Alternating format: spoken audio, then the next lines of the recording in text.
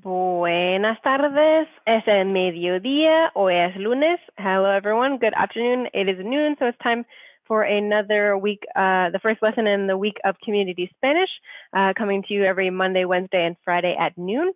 Also, please check out our children's programs as well. We have the children's French every day at 10:30 and children's Spanish every day at 11. So those have already come out this morning. But again, please tune in. We have a lot of something for everyone. So we have adult lessons, kids lessons. There's anything that you would like to learn, please let us know. And in fact, the topic of today's video is coming to you as a request from a student who asked for a specific topic, which I know is one that is going to be really helpful to all kinds of students, because students of all levels struggle with this topic, which is por and para, these two words in English, in Spanish, which don't have a great translation in English. So they need a lot of practice and a lot of information to understand them well in Spanish. So we're going to dive into that in a moment. But again, just reminding you to please, in addition to tuning into the videos, please like videos so we know what you're enjoying, what content you're enjoying. Please share the videos with anyone you think would be useful. And again, please keep comments coming if you have a request for something you want to learn, or just let us know what you're liking in the video, what you wish we would improve. We want to hear all of this feedback. So please feel free to interact with us on our Facebook page in the videos. And also we have our Facebook Live webpage on our website, where we have not only all of the videos that we've made, we have them all linked there. So it's kind of in these nice, neat lists.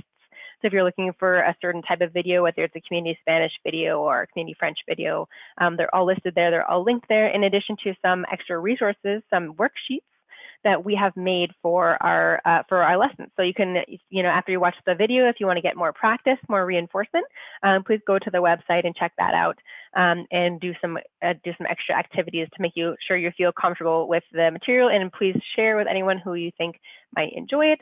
And then my last plug before I start on the lesson is that this week it is the May classes are starting. So if you're still looking for a class, there's potentially a chance to jump into one last minute, but they're starting very soon. Some classes actually started already over the weekend, so we've got a lot of things open. So please feel free to reach out to us or check out the schedules and the different programs and pricing on our website on rolalanguages.com. So without further ado, let's get into today's lesson, which, as I said, is on the concept of por and para.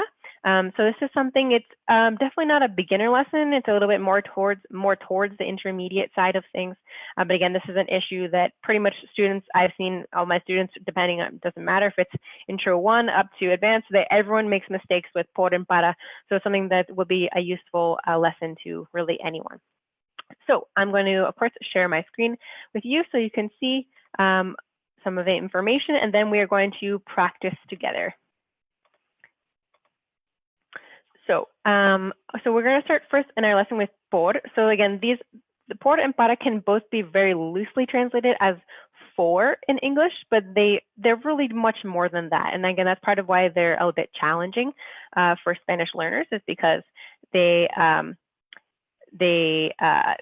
again, multiple meanings. So you really have to learn them really in the context of different sentences to understand how to use these words in a successful way.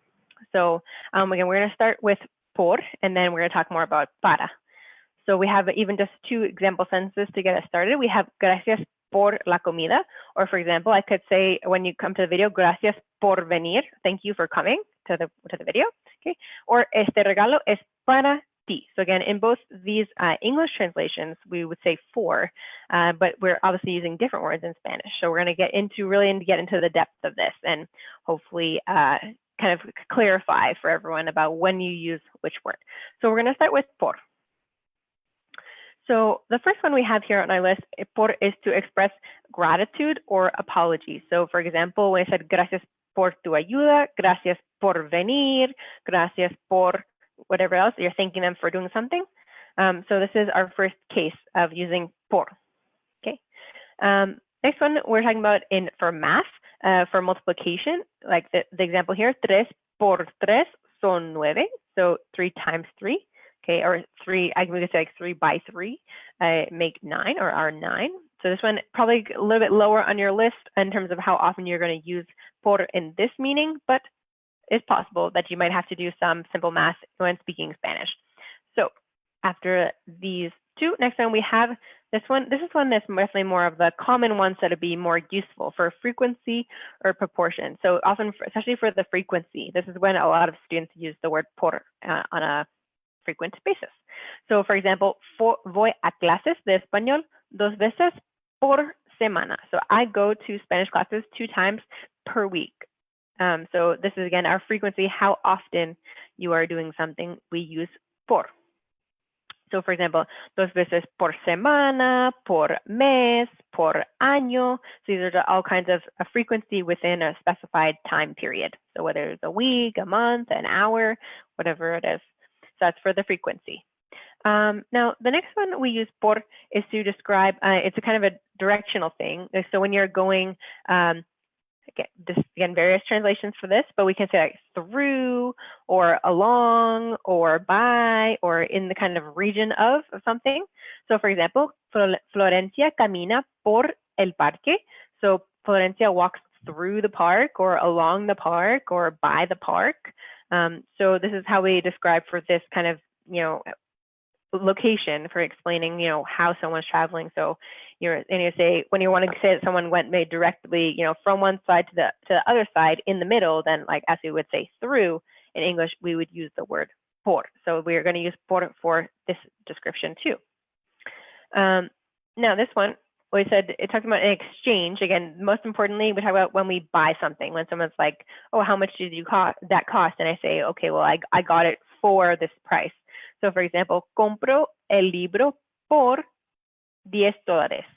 So I bought the book for $10, talking about the price. Again, again, think about the idea of an exchange. So you like for the book, you give the money. So this is the exchange. So that's how we're using por in the sense of a price. Next one, por is a meaning on behalf of or in favor of. Okay, is no voto por él. I didn't vote for him. I didn't vote on his behalf, like in his favor. Okay, so we can use it like that. Or, sometimes when we want to express doing something in place of someone else, we can use this as a kind of on behalf of meaning. So for example, like if you have some work to do and you need help, and so you want me to do your work for you, then I say like, I do your work for you in your place. I would also use por for that, to explain that I'm replacing you. Not that I'm doing something like as a gift and you are receiving my gift. It's I'm doing something that it's your thing to do, but I'm doing it in your place instead of you. So just to make it clear, that difference is that I'm doing it in your place or on your behalf, not like I'm doing something and I'm going to give it to you. So it's not for you in the sense that you are receiving it. So we can put this category of por in this one, this point of meaning on behalf of someone or in favor of someone. Okay. Now the next one I think is one that you use most frequently. Is talking about duration, like the length of time for something. So for example, we have yo estudio por 2 horas. So I study for 2 hours. So again, this one I think is pretty simple and one that you would use a lot to describe the duration, how long something will last. We use por. Okay. Now, this next one said for means of communication or transportation. I like to think about this one like a method, a way of doing something. So for example, prefiero viajar por tren. So I prefer to travel by train. Again, the method of transport is train. Okay.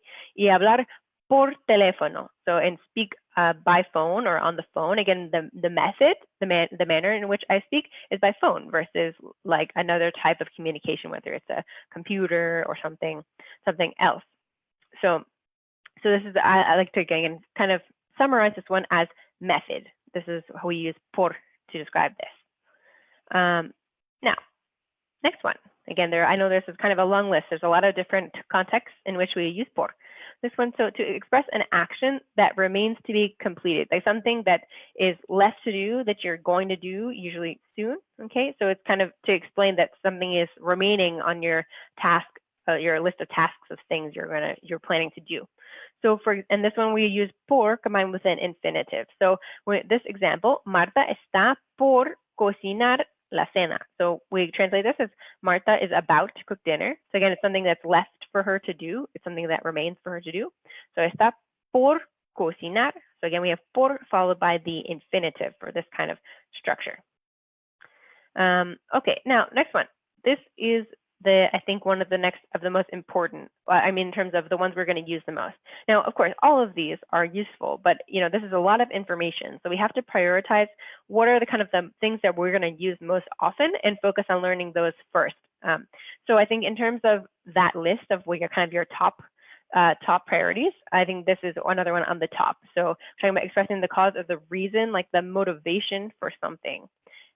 So for example, el hombre murió por falta de agua. So the man died for lack of water or because of lack of water. It's the cause or the reason that made this conclusion. So in this case, it's a death. So talking about, so then again, this is one where we use in a much more general sense to talk about like the reason for something happening. So for example, like I failed to study for I failed the exam for lack of studying. Like again, it explains the reason why this has happened. So we use por for that one as well. So we scroll down just a little bit. So we have just one more expression on this list, and then a little set of fixed expressions that always use por. And it's not, those ones are not really about the meaning behind por. It's just that this is the expression, so you just have to learn the expression. It takes por. So the last one we have here is to express the source or like the authorship of something. So for example, el libro fue escrito por García Márquez. So the book was written by García Márquez. So, or you talk about like the book was written by this person, the article was published by this company, the song was sung by this artist. So that's what I mean when I say the source or like the authorship. It's the the person or force responsible for something. We also use por for that. So we have, again, a lot of different cases that we're going to use por, but just to highlight again with what are the top ones, again, if you kind of need to prioritize your learning. So I would say probably the frequency and proportion. Again, in terms of your everyday conversation, you'll use por the most for that. You also use it for length of time. That's most common. And then the cause or reason. So again, if I have to make a top 3 uses of por, these are probably the ones that a regular student or person uses in their everyday conversation the most with por. Okay, so it's the cause or reason, or length of time and frequency. So those are probably the most common cases, even though of course the other ones we definitely use commonly as well, but maybe not as much as the other ones. So if you have to prioritize your learning, I would say start with these 3 cases and then expand from there. So we have a list of expressions just down below here of ones that always use por. Okay, so again, it's not really about the meaning of por, it's just that you have to know the expression. And that's just how it is. So I'm not going to read you this entire list, but some example ones like por ejemplo, for example, por ejemplo, or por favor, we all know this one, please, okay, or por supuesto, of course. Okay, so again, there's a series of expressions like this that all use por, and again, it's just part of a fixed expression, so it just doesn't change. You just always use por in these examples of expressions. So that is por in a nutshell. Now, por covers a lot of ground, versus para has a kind of shorter list of things that it's used for. So what I always tell my students is, if you're in a case like maybe you have to think fast and you're not really sure, you don't have time to like analyze your sentence and choose the right word depending on the reasoning. But if you kind of need what's your go-to, I would say your go-to should be use por, because por has more cases than para, the probability that you're using it in the correct way is going to be higher if you choose por versus choosing para. So if you're really lost, you don't know what to do, or you don't have time to think about it, I would say always go for por, and you're more likely to choose the right thing than to choose para. So that's my kind of cheat, I could say. Now, so let's talk a little bit more about para. And again, it has fewer uses, so hopefully it's a little bit less confusing and complicated than por. So the first reason we have for the list of ones with para, we have to indicate a destination, kind of say like, where are you heading? Okay, so this one we have, for example, el hombre sale para Madrid. The man leaves for Madrid. So again, Madrid is his destination. It's where he's heading, where he's going towards, okay? So you might use this one often to say voy para casa. It's kind of like saying I'm heading home, like I'm going to go in the direction of home. You can say voy a casa too, like I'm going home. It's a little bit more direct, but there's just a slightly different meaning when we say voy para casa. Like again, I'm going to head in that direction to go towards that destination. Okay, next one we have purpose. Now, this one is a little bit tricky because oftentimes there are cases where when we say with por, we talk about the motivation or the cause or the reason, and this one we're talking about purpose. So it's true that oftentimes there can be some kind of crossover about understanding which one to choose. And I think that's where we can have some of the confusion with students when they're trying to choose the right one for these kind of cases because they're so similar. And sometimes depending on what you're doing, maybe one or the other could work. But this one is more about kind of the goal, you know, or what for accomplishing what thing that you're doing something. We use para, and it's very often accompanied by an infinitive verb because usually it's like an action that you're trying to complete, and so you're saying you're doing this in order to do something else. And so that's why we have the verb. It's often followed by a verb because we're talking about something you want to do. So, and we can also have to help you kind of clarify in your head. We can also often translate this one as in order to. Again, it's for doing for what reason are you doing something? So, for example, voy a español para aprender. I go to Spanish to learn. Okay, or we could say it, I go to Spanish in order to learn. So again, it's for the purpose of that. So that's why we use para for this case. Now this one goes back to an example I was speaking about even during the por section, talking about a recipient, who or what will receive something. So like when something is intended to go to someone else, like for example, este regalo es para ti. This gift is for you. Like I'm buying the gift and I'm giving it to you. You are the person who is intended to receive my gift.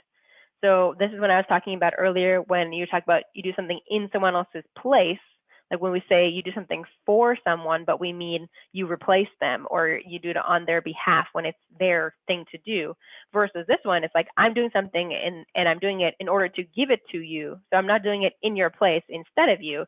It's to give to you. So this is para in this sense.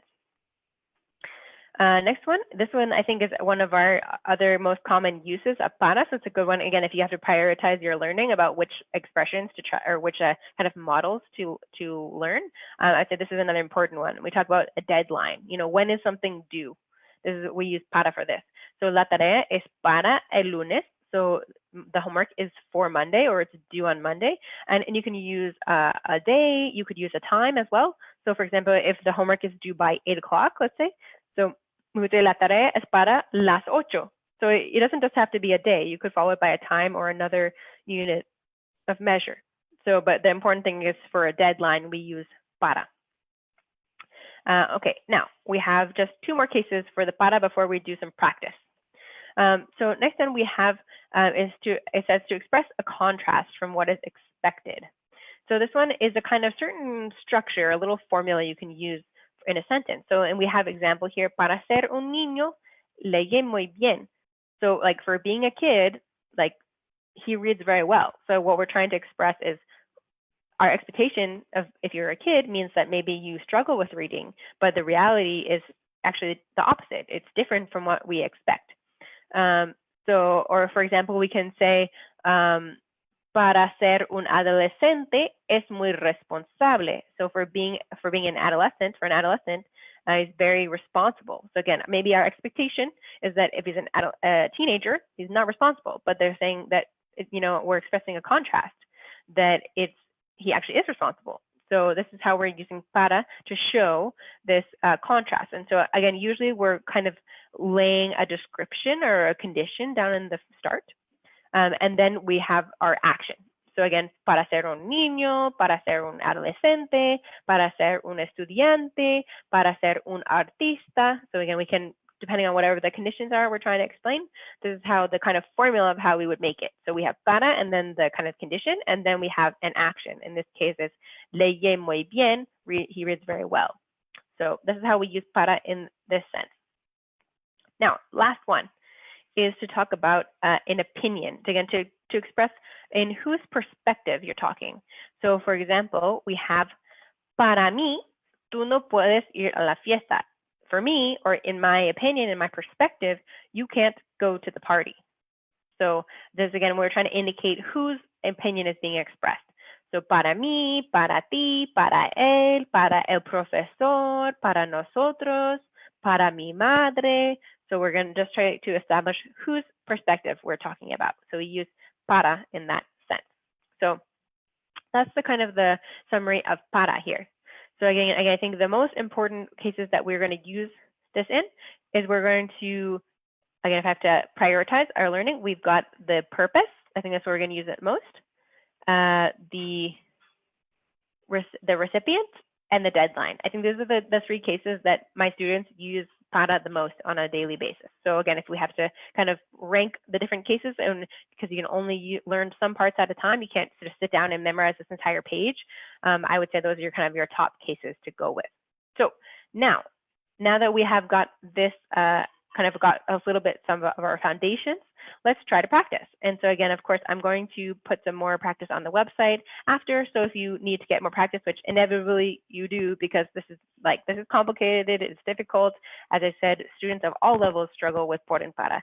So I definitely invite you to check out the extra exercises that I'm going to be putting on the website so you can practice more with por and para in context. Okay.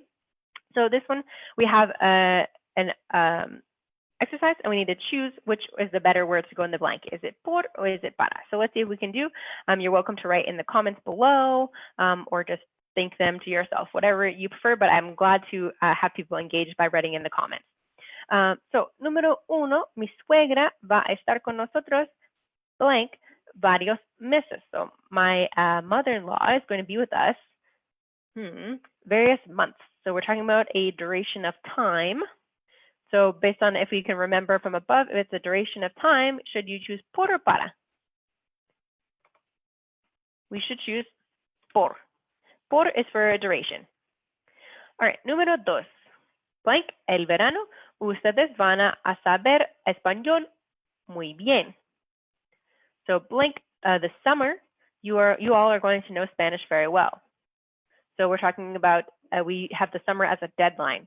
So if we have a deadline, then we know we should use para for a deadline. Suspenden el partido, blank, la lluvia. So they're spending a game, and because of rain. So again, this is the cause or the reason, the motivation behind this action. So we should use por. Por, we talked about this one. Por is for a cause or a reason for something happening. Okay, número 5. ¿Cuánto dinero pagas, blank, este traje? So how much money do you pay that suit? So we're talking about a price. So if it is a price, then we should use, what we talk about for an interchange, then we should use por. Oh, sorry, I realized I skipped number 4. I'll come back to that in one moment. Okay, so we'll go back.